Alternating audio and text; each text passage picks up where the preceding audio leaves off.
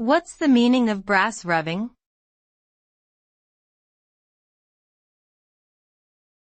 Brass rubbing.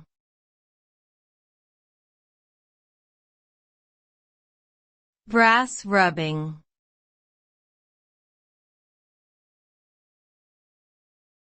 Brass rubbing.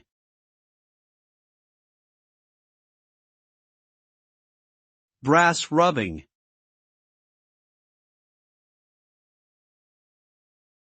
Brass rubbing is an art form that involves making a detailed copy of a brass engraving by rubbing paper or cloth over it with a wax-based medium.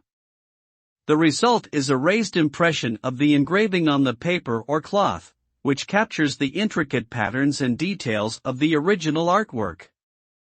Brass rubbings are often used as an educational tool to teach students about history and art, and they also have a decorative appeal.